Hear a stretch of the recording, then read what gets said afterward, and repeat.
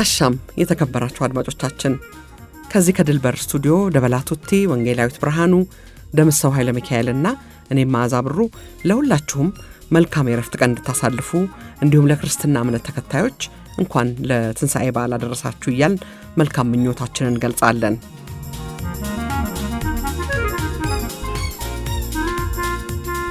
የዛሬ እንግዳችን በከተማው ከታወቁ የባህል ምግብ ቤቶች አንዱ የሆነውን የወደ አቢሲኒያን ከመመስረታቸው በፊት ወታደር ነበሩ። በኋላም የበረራ ደህንነት ሰራተኛ ሆነው አገልግለዋል። ከውትድርና ከተሰናበቱ በኋላም በሆቴል ንግድ ስራ ተሰማርተዋል። እሳቸው የህይወት ታሪካቸውን በጻፉበት መጽሐፋቸው እንደሚገልጹት በብዙ ውጣ ውረድና ስኬት ውስጥ ያለፈ ህይወታቸውን እንዲያጫውቱን ለዛሬ የቅዳሜ ጨዋታ በእንግድነት ጋብዘናቸዋል። ዛሬ ቅዳሜ ስዑር ነው። አድማጮቻችን ከኛ ጋር ያሉት እንዴት ብዬ እንደምጠራቸው አላቅም። 100 አለቃ ናቸው።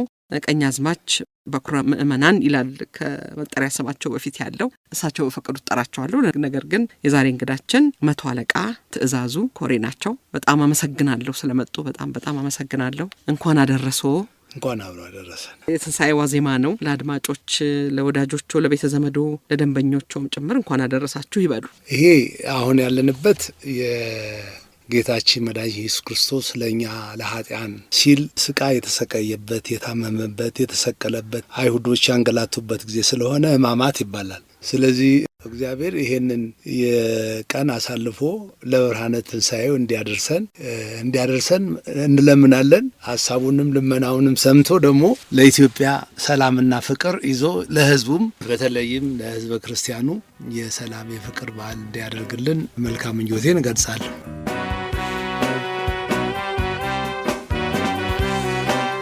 100 አለቃ ትእዛዙ የወደ አቢሲኒያ እንግዲህ ቴዎድሮስ አደባባይ አጠገብ በሰፊው የተደራጀ አንድ ተቋም አይቻለሁ በዛ ሳልፍ።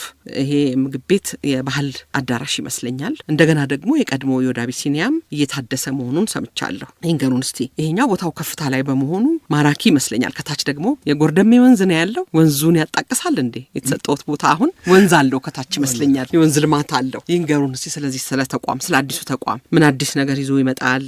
ይሄ ስንተኛው ቅርንጫፍ መሆኑ ነው?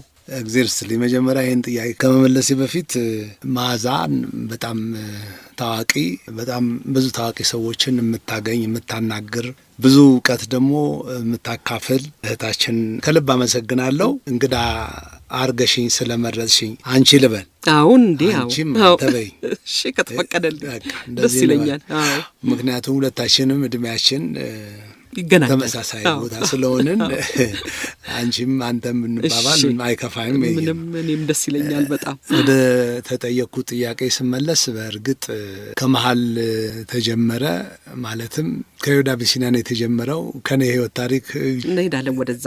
ግን ይሄኛውን እንደው ትልቅ ሆኖ አየሁት ሳየው። ስለሱ ቸኩዬ ነው ንገረኝ። እሺ እውነት ለመናገር እኔ በዚህ አጋጣሚ እኛ በመጀመሪያ የባህል ቤት ሲባል እስከዛሬ የባህል ምግብ አዳራሽ ተብሎ ሲጀመር መጀመሪያ የኛ ነው። ከዛሬ 22 ዓመት በፊት የጀመርነው እኛ ነን።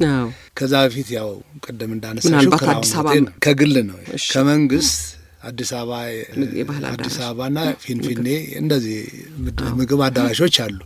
ግን የባህል ምግብ አዳራሽ ተብሎ ሲባል ማለት ነው ለከስም አጠራሩ የኛ ነው። እኛ ከጀመርን በኋላ ግን አሁን ብዙ መጥተዋል ማለት ነው እና በዚህ ዘርፍ ተሰማርተን ብዙ ውጣ ውረዶችን አይተናል። መውደቅ መነሳትንም አስተናግደናል። በዚህ ጉዟችን የተለያዩ ቦታዎች ለልማት የሚሆን ማለት ነው እየሰራ ያለው ድርጅታችን እየሰራ ያለው ለሀገር ለሕዝብ ነውና የኢትዮጵያን ባህል፣ ታሪክ፣ ቅርስ፣ ቋንቋ እንወቅ፣ እንጠብቅ፣ እናክብር ነው። ካወቅን ለልጆቻችንን እናሳውቅ ነው። ካወቁ እነሱ ደግሞ ታሪኩን ተተኪዎች ናቸውና ይጠብቁታል ነው። ስለዚህ ይሄ የእኛ ድርሻ አልነበረም። የባህልና ቱሪዝም ወይም በዚህ መስክ የተሰማራው የመንግስት ድርጅት ነው ይህንን መግለጽ ይገባው የነበረ። እኛ ግን ይህን እንሰራለን እና በዚህ ስራችን ላለፉት ረዥም ጊዜ ጥያቄዎች አቅርበን ቦታ እንዲሰጠን ይህንን ነገር እናስፋፋ የሚል ጥያቄ አቅርበን መልስ አላገኘንም። አሁን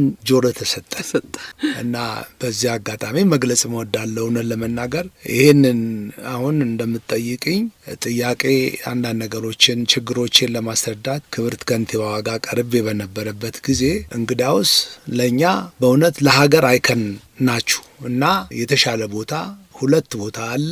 ብትችሉ ሙሉውን፣ ባትችሉ በከፊል አስተዳድሩ። የኢትዮጵያን ስም ገጽታ ካሁን በተሻለ የምታሳውቁበት ትልቅ ቦታ ነው ተብሎ እንዳየው ተደረገ። አየሁት። እውነትም ለእኛ የሚመጥንን ሆኖ ስላገኘሁት በእውነት አጋጣሚ በተመረቀበትም ጊዜ አመስግኛለሁ። ጆሮ ስለተሰጠን ነው። ምንም ነገር አልነበረም ከዛ በፊት ምንም የሚያስታውሰንም ጥያቄያችን የሚያስተናግድ ስላልነበረ ማለት። በኋላ እንግዲህ አሁን እውነት ለመናገር ያው ድል ፕላዛ በሚባል ቦታ ላይ ትልቅ ምልክት ሆኖ ቴዎድሮስ አደባባይ የሚገኘው ዮድ እየተባለ እየተጠቀሰ ነውና ያለው ተከፍቷል እንዴ? ተከፍቷል። አገልግሎት መስጠት ጀምረናል። የካቲት 30 ክብርት ከንቲባዋ መርቀውታል። እንኳን ደስ አላችሁ። አሜን አሜን። ከዛ ፊት ነው እኛ የጀመርነው፣ ግን ከወንዞች ልማት ስራዎች ጋር አብሮ ተደምሮ የእኛም በዛን ቀን ተመረቀ። በጣም ደስ ይላል። በጣም በእውነት አይደለ። አንዳንድ ጊዜ ለአብዛኛው የሀገራችን ንግድ ችግሩ ከሰው ቤት እየተከራዩ የሚሰራ ነገር በጣም ከባድ ነው። ምን አዲስ ነገር አለ ብዬ ነበር። ልክ እንደ ሌሎቹ ሙዚቃም ሙሉ ምን አለው ብዬ ነው። ሁሉም ነገር የተለያዩ አገልግሎት የሰርግ የመሳሰሉት አገልግሎት ይሰጣል። የባህል ጨዋታ አለው። እንደገና ደግሞ ስፖርት ባር አለው፣ ስፖርት ለሚፈልግ። ከዚህ ጋር ተያይዞ ደግሞ እንደገና ወላጆች ለምሳሌ ልጆቻቸውን ህጻናቶች ይዘው ይመጣሉ። ሲመጡ ለልጆቻቸው የሚሆን አይስክሬም፣ ኬክ የመሳሰለው ነገር እነኚህ ነገሮች ገበያም ቢፈልጉ መገብየትም ቢፈልጉ የስጦታ እቃዎች አሉ። ሌላ ጋር መሄድ አያስፈልጋቸው። እዛ እየተጠቀሙ የሚፈልጉትን ነገር እዛ ገዝተው መሄድ ይችላሉ። እና ሁሉም ነገር አሟልተን እሱ ብቻም አይደለም። ለምሳሌ ወደ ኢየሩሳሌም መጓዝ የሚፈልግ ሰው ቢኖር እግረ መንገዱ እዛ እየተገለገለ እዛ ቦታ ላይ ምዝገባ፣ የአይሮፕላን ትኬት እንሰራለን። እነኚህ ሁሉም ነገር አገልግሎታችን ከሆቴሉ በስተቀር ሆቴሉ ማረፊያው፣ መኝታው ሳሊተ ምሕረት ስለሆነ ነው እንጂ ሌሎች አገልግሎቶች በሙሉ እዛ እንሰጣለን። መታለቃ ልበል እንደሱ ይሻላል የሚቀልሽ። እኔ እንግዲህ ከኃይለ ሥላሴ ጊዜ ጀምሮ ነው እንግዲህ ስራ ላይ የነበርኩ። ስለዚህ ማዕረጉ እኮ እንደዚሁ አልተገኘም አይደለም እንዴ? ማዕረጉ መቶ አለቅነት ደረጃ ደርሼ ከዛ ወደ ሲቪል መስሪያ ቤት ተዛውሬ አቶ ይባላል እንዴ? ግን ሰው ወደ ሲቪል ሲሄድ አረ ይነሳል በእውነት እንደፈለገ ነው። አሁን ለምሳሌ ፕሬዚዳንት ግርማ ወልደ ጊዮርጊስ እስከ ተወሰነ ጊዜ መቶ አለቃ እየተባሉ ይጠሩ ነበር። ልክ ነው። ተዉ ካሉ መተው ይችላሉ። እና አሁን እኔ በማዕረጌ መጠራት እፈልጋለሁ ብዬ ካልኩ ማንም አይከለክለኝም፣ እቀጥልበታለሁ። የተመደኩበት መስሪያ ቤት ግን ስሜን ሊያነሳው ይችላል። ካነሳው አነሳው በቃ። እና አቶ ሊል ይችላል፣ ጓድ ሊል ይችላል። እንግዲህ እኛ ጓድ በነበረበት ጊዜ ነበርን ሰዎች ነን እና ጓድ ሊለኝ ይችላል። ይሄ መንግስት የሰጠኝ ነው መቶ አለቃው፣ መቶ አለቅነቱ። ህዝቡ ደግሞ ቀኛዝማችነት ሰጥቶኛል። በባህል ነው እንግዲህ እሱ ደግሞ አገልግሎት በተወለድኩበታል። ሌላው ደግሞ ቤተክርስቲያን ደግሞ በኩረ ምእመናን ሰጥታኛል።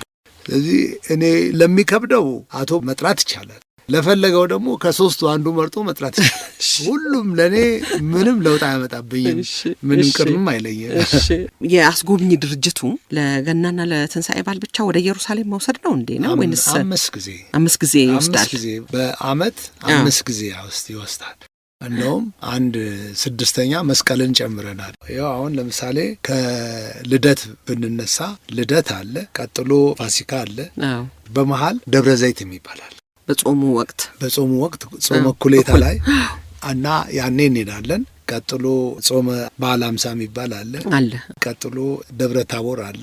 አሁን ግን ያው በጦርነቱ ምክንያት ሁለቱም አልተቻለም፣ የፋሲካውም የደብረ ዘይቱም። ምናልባት አሁን የበዓለ ሃምሳውን እናጓጉዛለን ብለን ተስፋ እናደርጋለን። ለእንግዶቻችንን ይህን መልእክትን ያስተላለፍን። በትንሣኤ ሲኬድ ኢየሩሳሌም ያለው ስርዓት ምን ይመስላል? እንደው ባሄዱም እዚህ ሆነን እናንሳው ብዬ ነው በትዝታ።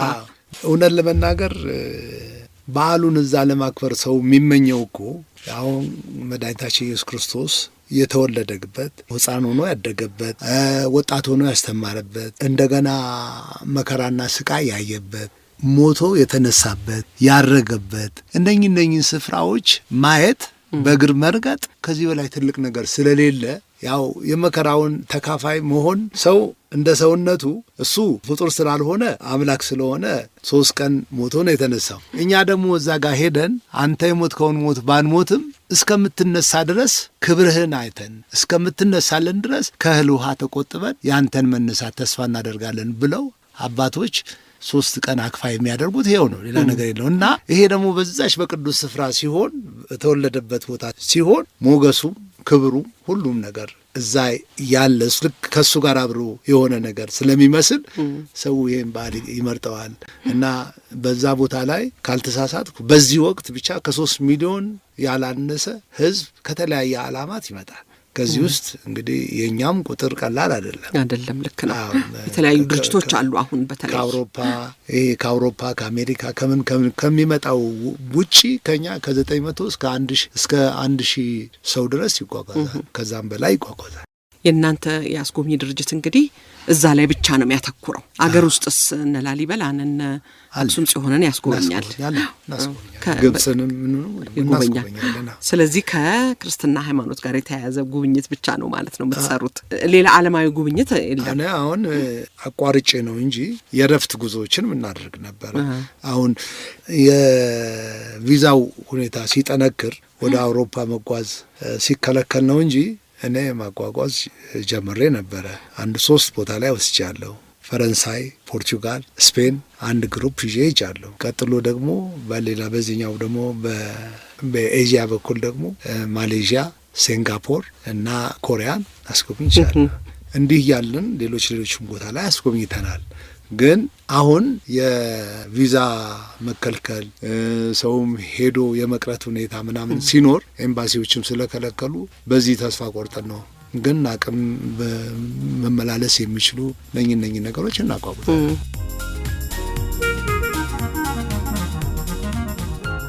ሬዲዮ ጣቢያው ሸገር 102.1 ዝግጅቱ የጨዋታ እንግዳ ነው። እንግዳችን በውትድርና ሙያቸው እስከ 100 እልቅና ደርሰዋል። በአገር ውስጥ ደህንነት መስሪያ ቤት በአገር ውስጥ ደህንነትና እንዲሁም አንቲያጃከር ሆነው ረጅም ጊዜ አገልግለዋል። የዮድ አቢሲኒያ መስራች ናቸው።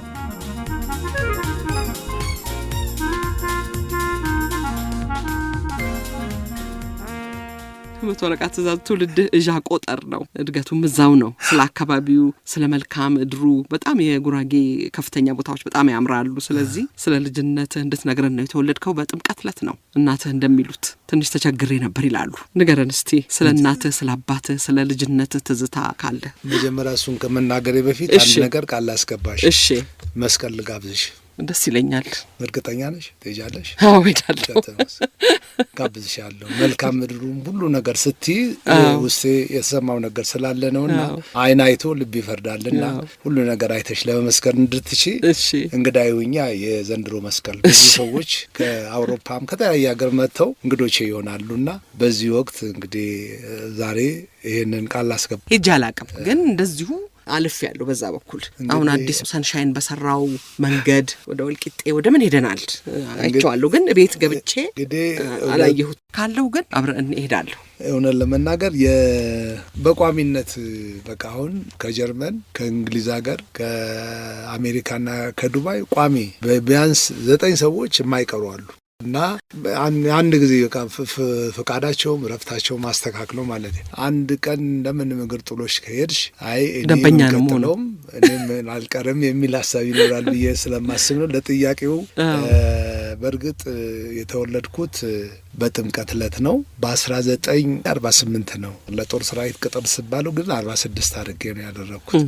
አሁን 70 ዓመቴ ነው። ፓስፖርት የተጻፈው በዚህ ስለሆነ 72 ይላል። ዛሬ 72 ሊሆን ይችላል ማለት ነው። ትክክለኛ ምክንያቱም ጦር ሰራዊት ስቀጠር እመቴን ብቻ አዩና ለመሆኑ አንቺ ልትቀጠሪ ነው ብለው እንደው እንትን አደረጉኝና ሳላውቅ መቼ ነው የተወለድከው ብሎ ሲሉኝ እውነተኛውን ግን ተመልሼ 3-4 ቀን ቆይቼ ያን የሚለካው ስልክ እንጨት የመብራት ኃይል እንጨት ምልክት ይደረግና ሂድ እዛ ቁም ነው እዛ ላይ እንጂ በሜትር የሚለካ ነው። እዛ ጋር ሂድ ተለካ ሲባል ቁጥሩ ከመጣለት የሚፈልገው ቁጥር አልፏል ነው። ግን ከዛ እድሜ ሲጠይቁ እድሜ አልሞላም ነበርና በዛ በኩል ሂዳሉ። ሌላ ቀን ስታርጊ ትመጪያለሽ ብለውኝ ወደ ሀረር መሄድ ፈልግ ነበር፣ ጉጉት ነበረኝና ስለዚህ ያሰብኩ እንዴት አቋርጣለሁ ብዬ ያው በሌላ በ3ኛና በ4ኛ ቀን አይለዩኝም ብዬ ተመልሼ መጣሁ። እድሜ ስንት ነው ሲሉኝ ጨመርኩ። ከፍ አድርጌ ተቀጠር ማለት እዛ ተቀበሉኝ። ግን በ48 ቁጥር ነው የተወለድኩት። ቁጥር ነው የወይ በሚባል ቦታ ነው የተወለድኩት። እናቴ ያው እንደነገረችኝ የሴቶች ብዙ ጊዜ 9 ወር ነው። በ1 ዓመቷ ነው የወለደችኝ። ለ1 ዓመትም ተሰቃይታ ልክ የጥምቀት ቀን በቃ ጥምቀት ያውም ጸበል ተሰጥቷት ነው ጸበል እና ስለዚህ በጣም በልዩ ሁኔታ አከብረዋለሁ ይሄን ቀን። እሷም የመከራዋን ጭንቀቷን የተጋለችበት እኔም ደግሞ የጭንቅ አማላጇ እመቤታችን ደግሞ ከዚህ ነጻ ያወጣችበት ቀን ስለሆነ እኔ ቀኑን አከብረዋለሁ በደንብ አድርጌ። እናትህ በህይወት አሉ? አለች። ተመስገን ነው። አባትህ በህፃንነት ነው የሞቱት? አቶ ደንቡ ፎንዣ ይባላሉ። ደንቡ ፎንዣ ነው። እናቱ ወይዘሮ ታመቼት ነው፣ ግን ያው ስሟ አንዳንዴ እንደፈለጉ ስለሚሉ ደመቀች ብለው ያወጣል። እንግዲህ አባትህ እንደ አብዛኛው በዛን ጊዜ እንዳለው የጉራጌ ማህበረሰብ ሁለት ቤት አላቸው። ገጠርና ከተማ ነበረ። አዲስ አበባ ንግድ ይሰሩ ነበር፣ እዛም ደግሞ ያው የራሳቸው ቦታ አላቸው። መልክዓ ምድሩን ብያልኩኝ ወስጃ ሳይሽ እናገላገላለሁ አልከኝ እንጂ በጣም ደስ ይላል።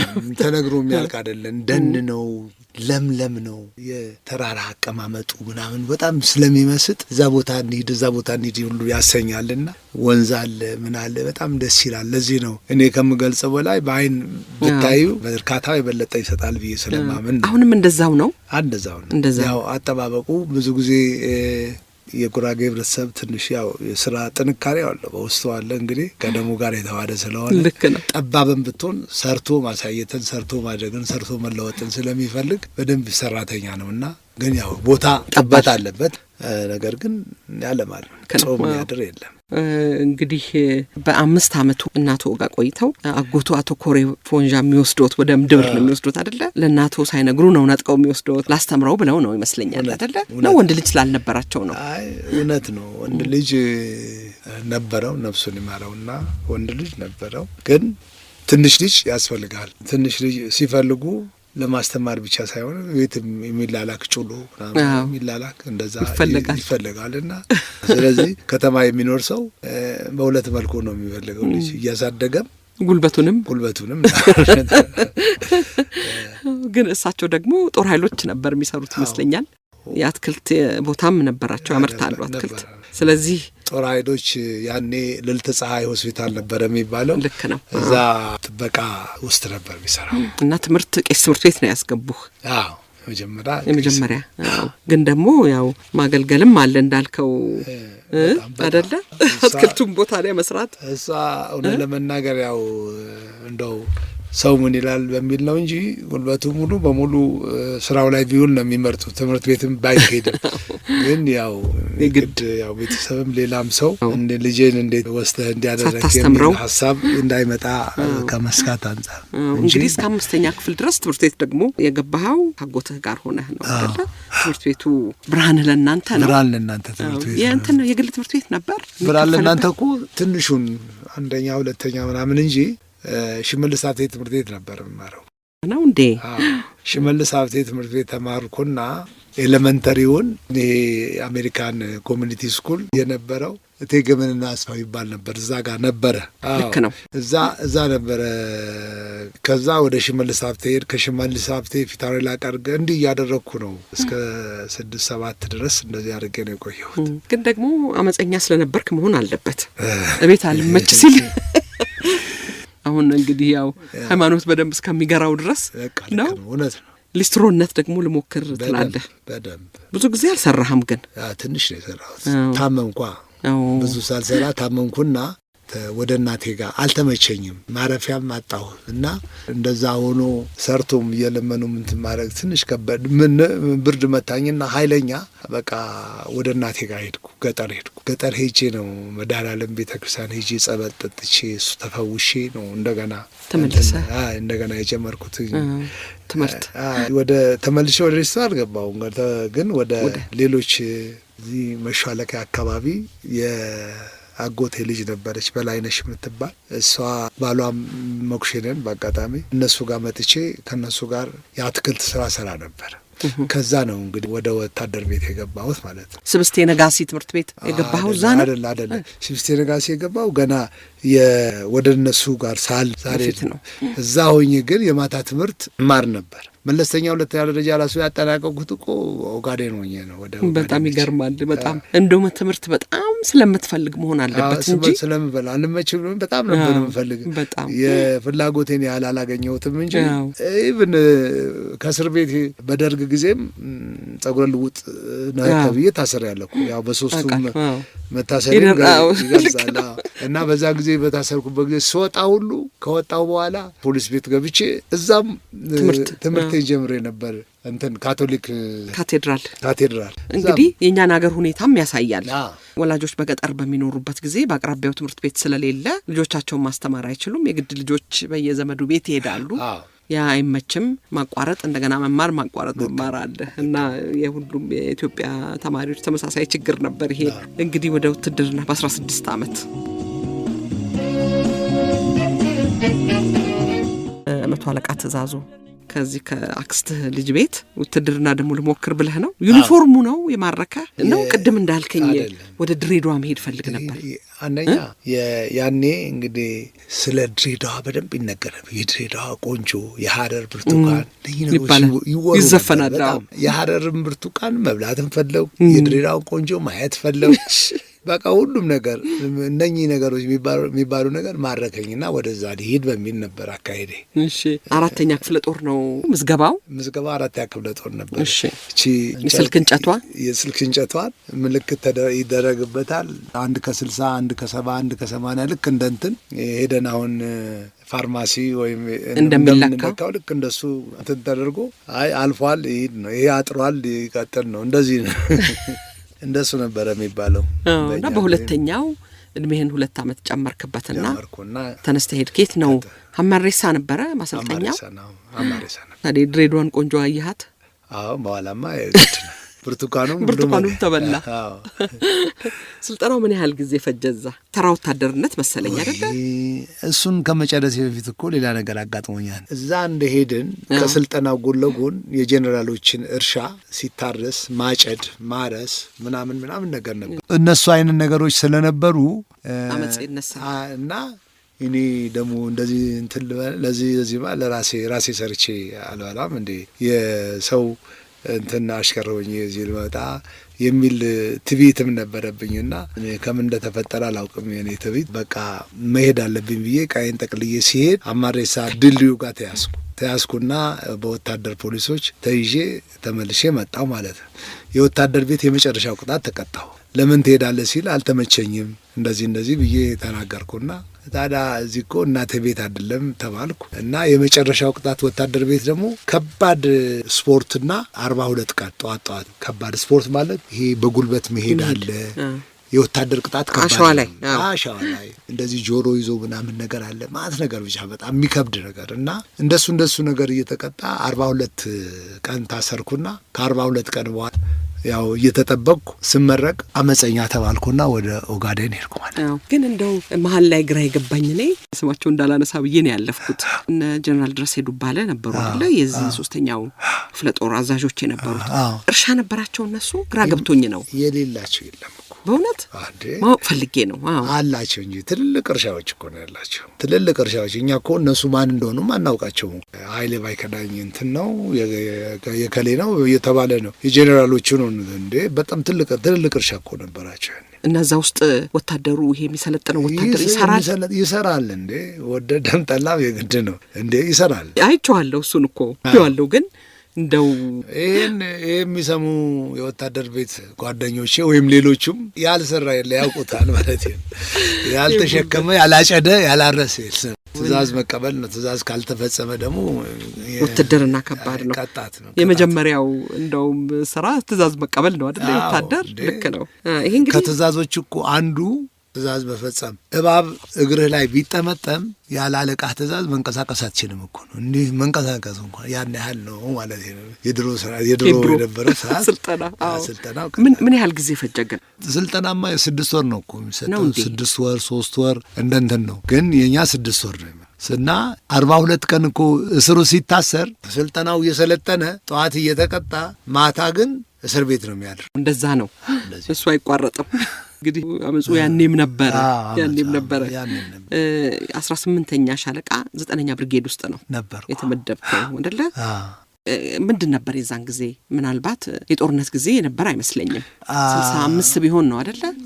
ያኔ እኔ የሄድኩበት ጊዜ 64 ሰልጥነን 64ና 65 ሄድን እዛ እና 66 ላይ የደርግ ስርዓት መጣ ማለት ስርዓት ሲመጣ ያው ያኔ እንግዲህ የሚያሰሩንም አለቆቻችን በሙሉ የሉም፣ ታስረዋል። ምን ተባል እንግዲህ መሬቱ ምኑ የሚጎረሰው ያኔ ነው ማለት ነው። እና ከዛ በኋላ ለንትን ታጨው ወደ ለለውጡ ጠባቂ ኃይል ለለውጡ ጠባቂ ኃይል የሚለውን ነገር በኋላ ነው ያደረጉት እንጂ ሚስጥሩ ሳይታወቅ ስፔሻል ፎርስ ወይም ልዩ ኃይል ተብለን ከተለያዩ ክፍሎች 9 ወታደርና 1 ኦፊሰር፣ እኔ ወታደር ነው የነበርኩት ያኔ እና 1 ኦፊሰር የተመረጠ ከተለያዩ ብርጌዶች ማለት ነው። ከዛ አጋጣሚ ሆኖ መስፈርቱ ምን ይላል መሰለሽ? በሰራዊቱ ቤት 2 ዓመት ያገለገለ 8ኛ ክፍል የደረሰ ሲጋራ ማያጤስ መጠጥ ማይጠጣ የተለያየ ሱስ የሌለበት ነው የሚለው በአጠቃላይ እንደዚህ እና የአካል ብቃቱ ምናምን የሚል ነገር እንደሱ አይነት ነገር ቁመት ምናምን እንደሱ አይነት ነገር አሟላ ስለነበረ ከዛ ከክፍሌ ከተመረጡት ውስጥ አንዱ ሆንኩ ማለት ነው። ከዛ እንግዲህ አመፀኛ ከሚባሉት ጎራ ወጥቼ ወደ ሌሎቹ ተቀላቀልኩ ማለት ነው። ግን ያ ነገር አልለቀቀኝም። እዛ ድሬዳዋም ከደረስኩ በኋላ ሌላም ችግር ፈጥሬያለሁ። ልክ ነው። ከፈረንጆች ጋር የሆነ ደግሞ አንድ አምባጓሮ ውስጥ ገብተሃል። ስልጠና ላይ ያለህ ነው አይደለ? የዚህ የስፔሻል ፎርስ ስልጠና ላይ ያለ ነው። እነሱ ደግሞ ምንድን ነው ግን ያገናኛቸው? የጀርመን መሐንዲሶች የድሬዳዋን ማስተር ፕላን ሊያጠኑ ሄዱ ይመስሉኛል አይደለ? እነሱ ነው። ምን አገናኝ? ቡና ቤት ውስጥ ነው። ቡና ቤት ውስጥ ነው። ያው በምን ሊሆን እንደሚችል አንቺ ታውቀዋለሽ።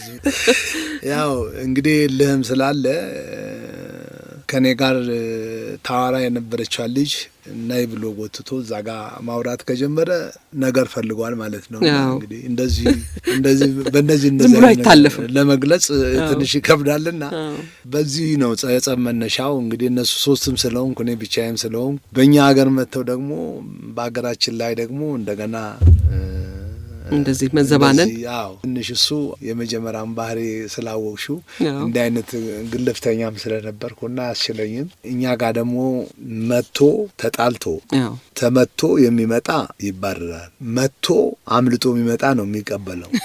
እኔ መትቼ 3 ሰው ዘረረ ያለው ነገር ግን አላመለጥኩም፣ ተያዝኩ በፖሊስ ማለት ነው።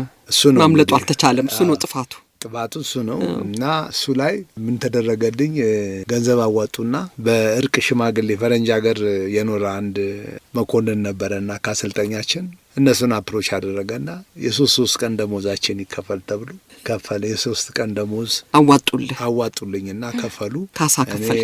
እኔ በወንጀል ሳልከሰስ ተለቀው፣ ግን ያው ነጥብ ተቆጠረብኝ ማለት በእኛ እምነት ሁሉም ለበጎ ነው የሚባል ነገር አለ እና በፊት የነበረውን ነገር ቆይቼ ሳስተውል ግን ጥሩ ነው። እኔ ለምን በምርቃት ወቅት ከተመረቀን በኋላ እኔ በአመፀኝነት ተመዝግቤ ወደ ነበረበት ክፍል ይመለስ ነው የተባለው። እዛ ወደ ኦጋዴን ሄደው ያሰልጥን ነው አሰልጣኝ ሆኜ እንድመጣ። ሌሎቹ ግን የተመረጡት ወደ ደርግ ጽሕፈት ቤት እና ይሄን ለበጎ ነው የምልሽ። ያኔ ይሄን እድል ወይም እዛ ቆይቼ ቢሆን እዛ ቦታ ላይ የምፈልገው ነገር እንትን ብዬ ግዳጅ እንድፈጽም የተለያዩ ትእዛዝ ይሰጠኛል። ያ ትእዛዝ መፈጸም አለብኝ። ካልፈጸምኩ እጠየቃለሁ። እንደዚህ አይነት ነገር እግዚአብሔር ጠብቆ ሰውሮኛል ማለት ነው። ስለዚህ ለበጎ ነው ያልኩት ቅድም ይሄ ነውና እኔን ወደ ኦጋዴ ሄድኩ። ኦጋዴ ሄጅም እኮ ደግሞ አልቀረልኝም። ኤልከሬ የሚባል ቦታ ላይ እነኚህ ጎሪላ ፋይተርስ የሚባሉ አሉ። እኛ ደግሞ አንቲ ጎሪላ ፋይተር ሆነን ነው የምንዋጋቸው ወይም የምናሰልጥነውም በዛ አይነት ነው። ፈንጂ ማምከን እንደዚህ ነው። እና አሁን እሱ ደግሞ በመኪና ላይ ያጠምዳሉ፣ በሰው የሚንቀሳቀስበት እንደዚህ እያደረጉ አንድ ኤልከሬ አካባቢ እንግዲህ አደጋ ይደርሳል። ጉዳት ደረሰብኝ።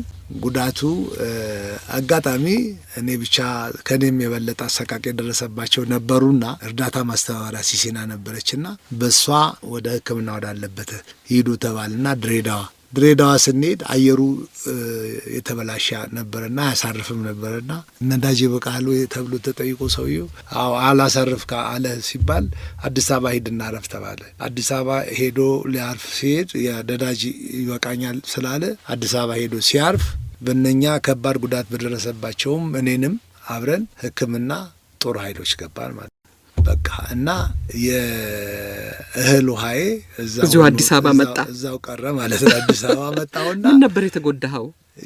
እግር ነው። እግሬ ነበረ።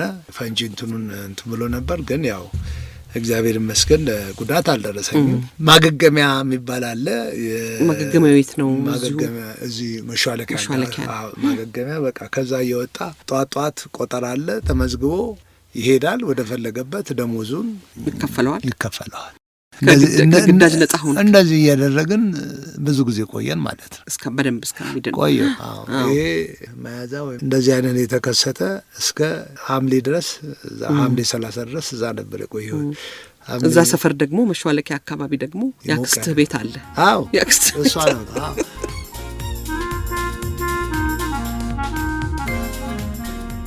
ከዛሬ እንግዳችን ከመቶ አለቃ ትእዛዙ ኮሬ ጋር ያደረግነው ጨዋታ የመጀመሪያው ክፍል ይህን መሳይ ነበር። ሁለተኛውን ክፍል ከጥቂት ቆይታ በኋላ ይዘንላችሁ እንቀርባለን። ለአሁን ለመሰናበቻችን ይህን ዜማ መርጠንላችኋል። በያላችሁበት ቦታ ሰናይ የረፍት ቀን እንድታሳልፉ እንመኛለን። በድጋሚ መልካም የትንሣኤ በዓል ይሁንላችሁ።